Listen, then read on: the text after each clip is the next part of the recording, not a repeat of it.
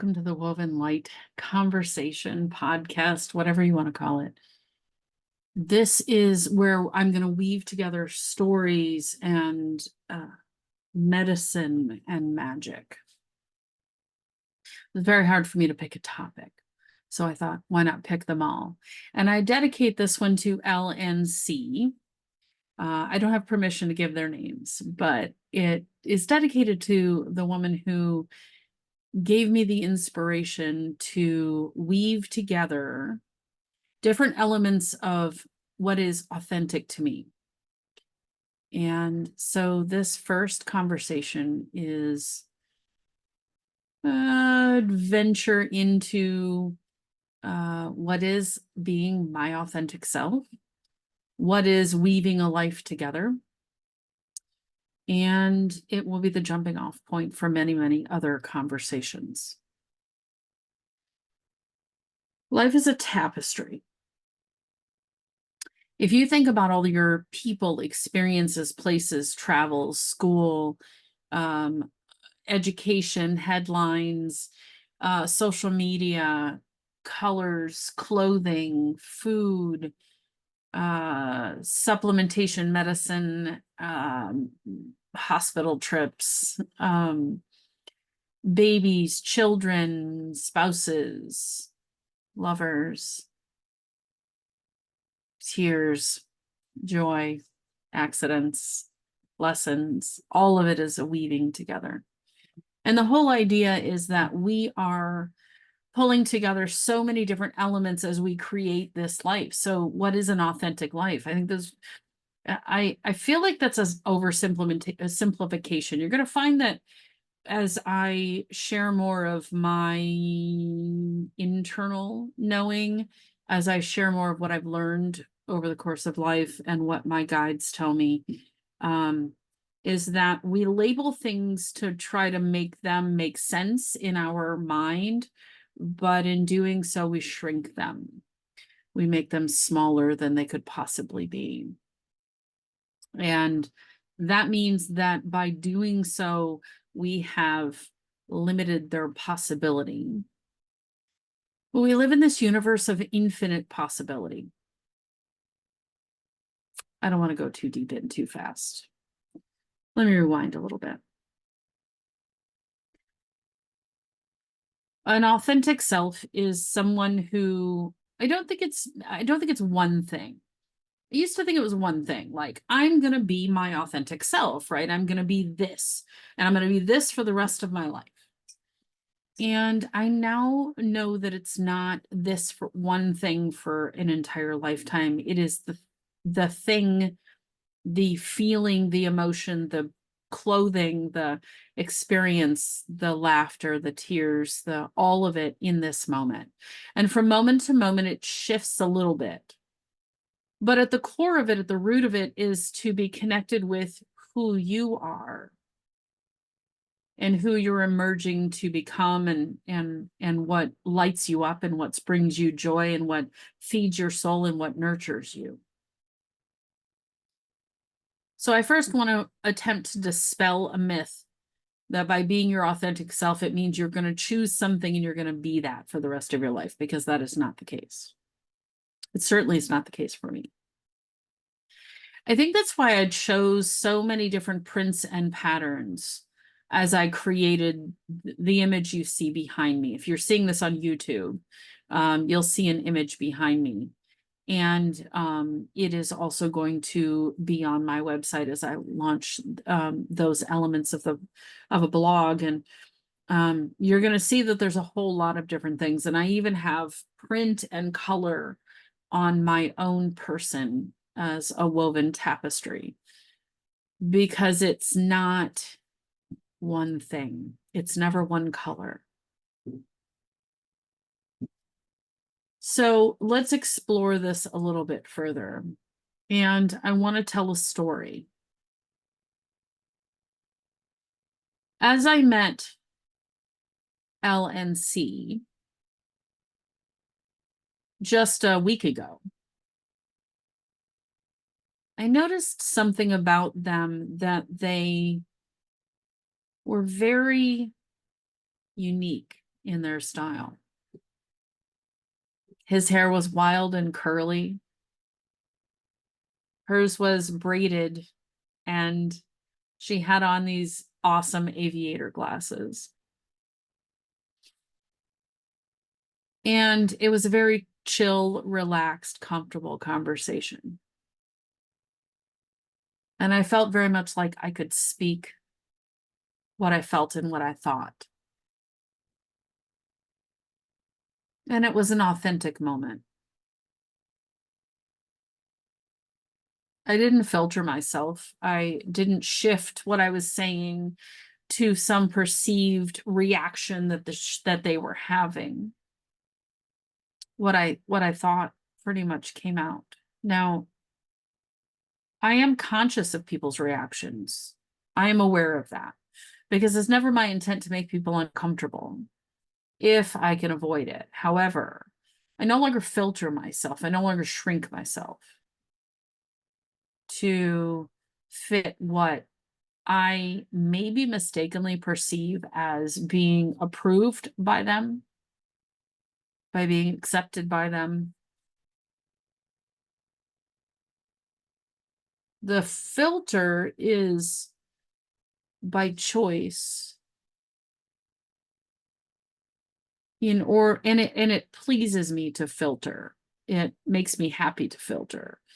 I don't feel like I'm losing a piece of myself in that filtration. And I don't feel like I am sacrificing something in that filtration. When I was in people-pleasing mode, when I was in the mode of the shell that was the costumes that I'd created, the different personalities, my career personality, my church personality, my soccer mom personality. When I had created all those different personalities, I was always checking my speech. Because when I wasn't, my despair and depth of unhappiness would generally creep its way out and say things that were hurtful. And I didn't really want to do that. And I certainly don't want to do that now. So if my filter is on, it's because my intention is, there's an old phrase that I heard, is to grow flowers, not weeds. I want to leave people with a favorable impression, but it's not at the sacrifice of what I truly think or feel. It's an interesting dance. It's an interesting weaving of thoughts and feelings and emotions. And I think that the reason why it works for me is because I have excavated, sloshed through the mud of the hurts and emotions and unhappiness that were just embedded in my tissues, embedded in my energy field, and interfering with the truth of my compassionate heart. I've always been compassionate. I've always cared about people. I've always cared that they were comfortable and taken care of and well treated, and I still do. I no longer sacrifice myself in the process of achieving that, because I recognize that there is also a balance of personal responsibility. People have to be responsible for themselves. So if someone is triggered and unhappy, this might be a ridiculous analogy, but it's not untrue necessarily because I've seen these experiences. If someone is triggered by the fact that they ordered a hamburger and it had pickles on it when they didn't want pickles, they're responsible to their reaction. Reaction has many choices. The one could be, hey, can you remake my hamburger? I really don't want the pickles. All the way through to one instance I know where that person physically injured another person because there was pickles on their sandwich. And yes, that's a real world example. This particular individual lived a very deep, core, angry wound of some sort. And it came out in outward aggression. And it's very detrimental to him and everyone around him. I took the brunt of it. He actually worked for me. And I took the brunt of it. And at the time, my reaction was interesting because as you think about the nervous system reactions, and we'll go into vagus nerve here in a little bit, but when we're in stress, fight, flight, I was in fight mode at that point in time. So I was going to fight every single bit of that. And so was he. To the point where he intended physical harm on me. And so when I talk about filtering, I should have filtered my fight a little bit to not put myself in physical harm's way. That probably wasn't my best choice. But at the time, I was so embroiled in my need to prove myself to others and to show people that I could do it, show myself that I could do it, which came from a core level of disappointment. So I was doing some work, internal work, and I felt an energy of disappointment from my husband. And I thought about it for a second because I had a really strong reaction to it. And I thought about it for a second, and then I thought, well, this is me. This is internal to me. What is going on? What's driving this feeling of disappointment? And I dug and I excavated, and turns out it came from childhood and was something that I had to work through a lot of energy of disappointment. And boy, did I, in that exploration, I realized that it had stopped me from doing a lot of different things, and it had changed how I created my life. And I would have woven things differently if I hadn't either feared disappointing myself or disappointing others, or feeling the emotion of disappointment. That's really at the core of it, right? I didn't want to feel the emotion of disappointment because I had a misinterpretation of disappointment. So shame and disappointment is a tool that's been taught to society on how to control behavior. This is a matter of shame is the you are bad because you did something, where self-responsibility is, I did something that I probably shouldn't have. How can I do this differently in the future? So I'm a bad person. I did a bad thing. This is the difference between shame and responsibility. Okay. And so the desire to make you feel bad so that you change your behavior is actually ingrained in our school systems, our society, government. It's in headlines. It's this subtle text in a lot of things that are given to us. You may go to the doctor's office and they shame you for not choosing their option. Parents have been taught to shame their children. This is generational. This is not recent. Children should be seen and not heard. Your opinion is not good enough because you're too young.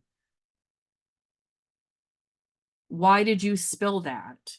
You always screw things up. These are elements of shame. There is an opportunity for grace in there, but it's seldom given.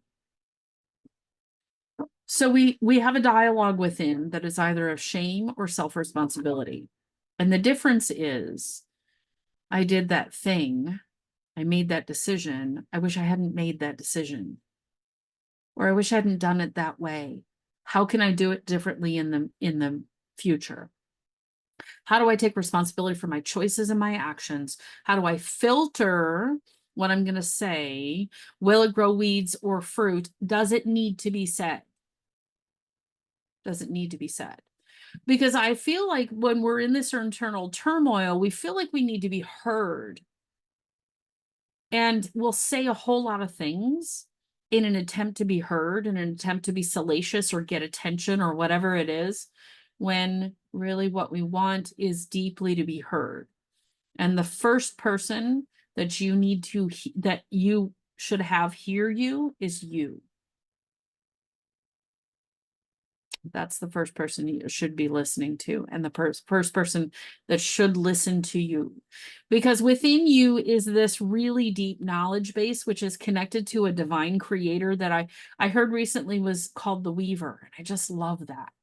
I love the idea that there is this energetic force, call it God, universe, the great something, the all in all, whatever you want to call it, but it's a weaver, weaving together people and places and experiences and lessons and all kinds of elements, right? Color and sound and interactions and learning and podcasts and social media and movies and everything else, and orchestrating your life with you in this co-creative dance that says, the weaver might drop in an idea. You should do this. And you go, oh, is that safe? That's your root chakra. Can I really create that? That's the sacral chakra. Do I have the power to do it? That's the solar plexus chakra. Do I love it? Do I want to do it? That's the heart chakra. Then you begin to speak it out. Speak it into existence. Then you continue to filter through, like decisions are being made and things are coming through, like we're getting ready to buy property. Okay, so there's 1,000 properties we could buy. Filter that through this process. Does it make sense? Does it align? Does it feel right? Does my connection with that higher, my connection with that universal power give me good connection, good energetic tingles on that one? And then our crown, that crown energetic, that is, you are the queen or king of your life. This is your kingdom. This is your woven tapestry of life that you get to pull together with people and places and experiences and life and choices and love and food and fun and sound and music and everything else. And so as we co-create with the weaver of life, there's this deep level of satisfaction that comes from within that fuels happiness and fuels joy. Isn't that really why we're doing this in the first place? Outside of ourselves, we seldom experience the happiness and joy. And if we do, it's fleeting, it's fast. When we experience this satisfaction, joy, happiness, it isn't this all the time buzzing, but what it is it generates from the inside, which means we can tap into it again as we need to.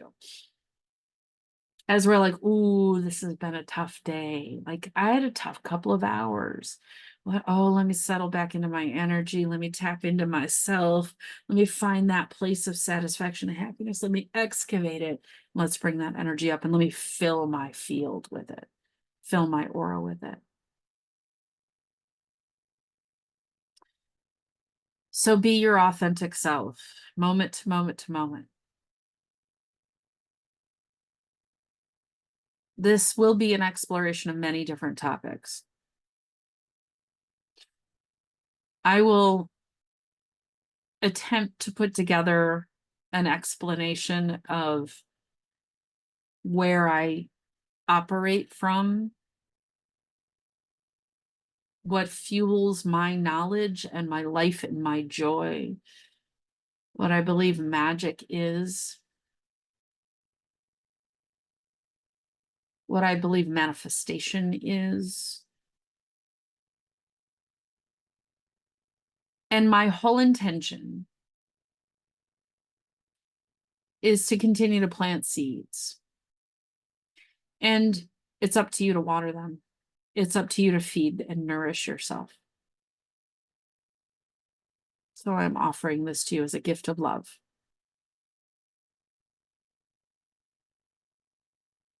Don't expect this to happen overnight. But be the authentic you that is today. And a huge piece of that is vulnerability. What is it that you are hiding that is truth for you? Can you bring it out? Can you share it with someone? That is your bit of magic for today. Your woven light, your woven life is so many different threads and pieces and colors. Have some fun with it. Enjoy it. And let's see what we can manifest together.